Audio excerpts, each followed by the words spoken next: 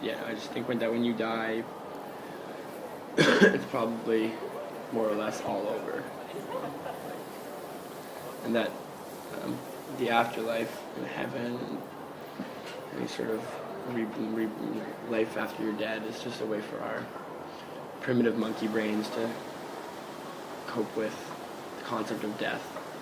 Like our fight or flight, natural fight or flight reaction to danger and death is to our logical brains have to cope with that some way. And religion in an afterlife is a way to do that. More or less. I'm not aware of any evidence that, other than people dying and having some hallucinations on the deathbed of white lights. Other than, people who have almost died and saying they've seen things like that, I don't really think there's any empirical evidence to suggest that we have a soul or our consciousness carries on after we die.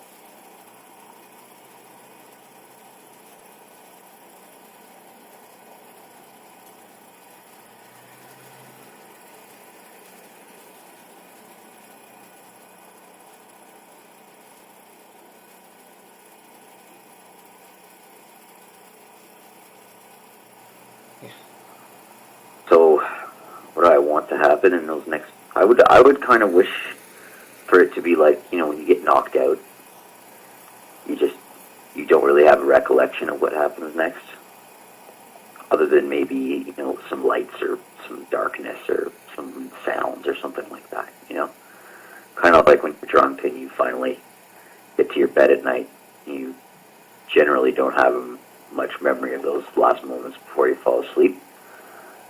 I kind of want it to be like that after that moment of lucidity, to just kind of, just slowly grain out.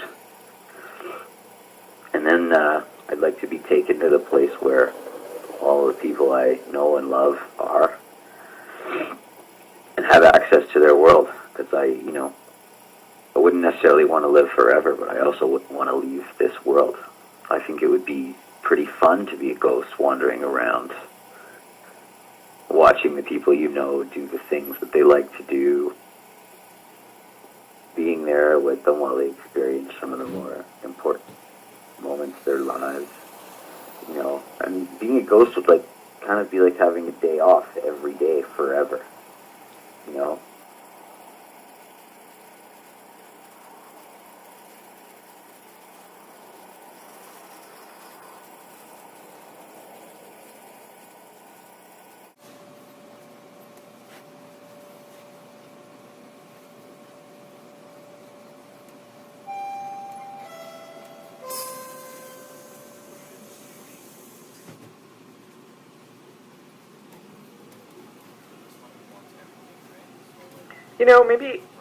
Maybe it's not really like haunting. Maybe it's just like being frozen in a moment or in a place. Like you're just kind of there, but you're not there. But you are actually like in that environment. If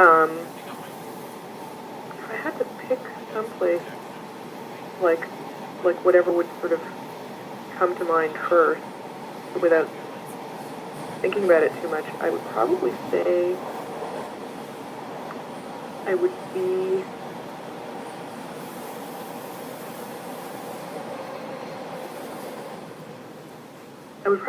be at this particular beach on this particular island in the Adriatic where I spent every summer of my childhood.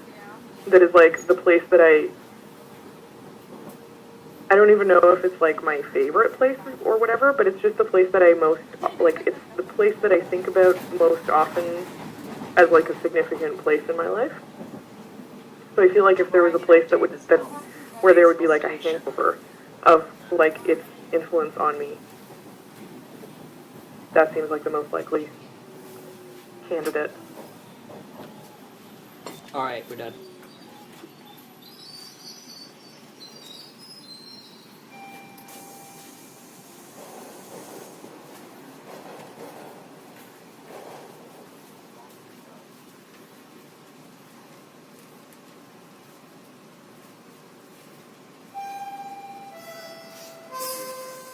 The idea of purgatory, because I do believe that ultimately I'll meet God and that I'll be in a place that is beyond suffering and that kind of thing.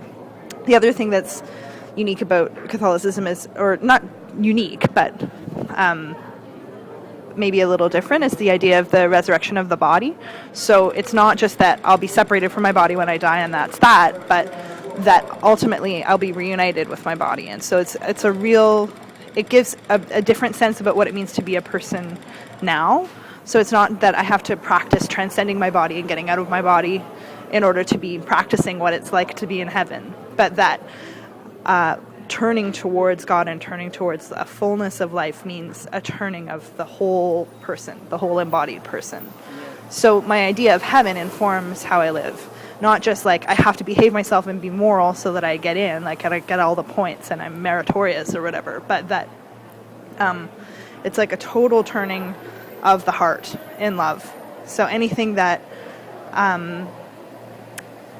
is away from that would make me sorrowful. Right. I guess. It sounds to me like you believe that at some point you'll find yourself in purgatory, right?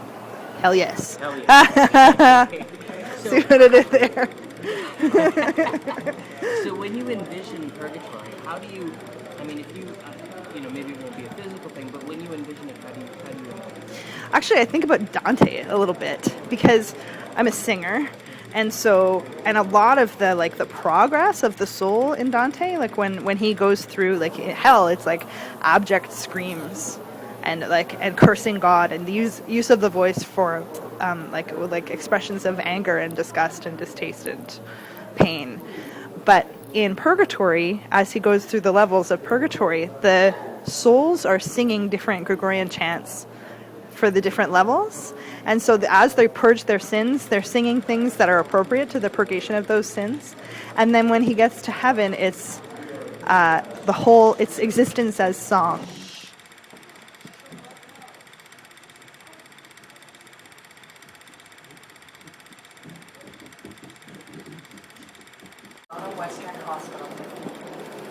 So there were little passages that explained in detail what heaven has in store for those who reach the highest point of heaven, which is paradise, right?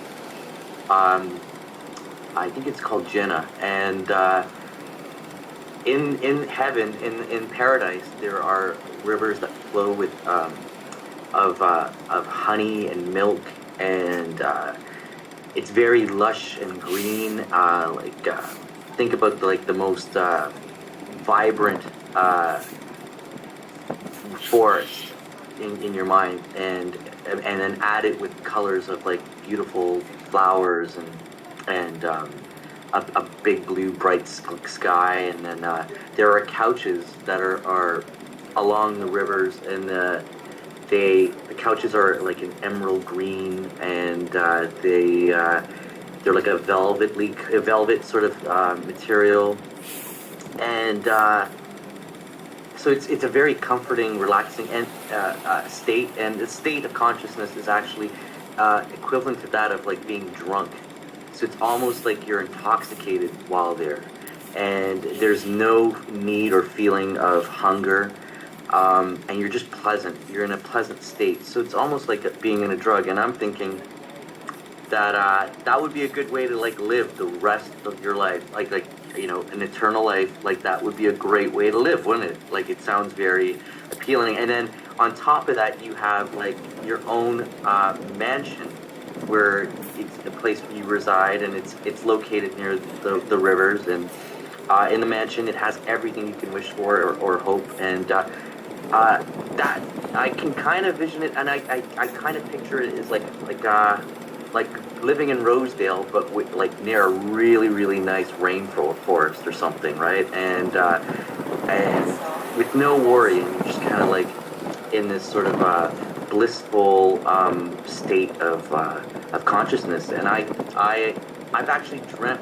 things like that recently, and I guess it's because it's in an appealing sort of brochure in my head that makes me want to, or compels me to want to be a better Muslim, a better human being, because I know that this life is it's pretty short, right? And you can accomplish a lot in a short life, but you kind of hope that there's more to this life than meets the eye. I mean,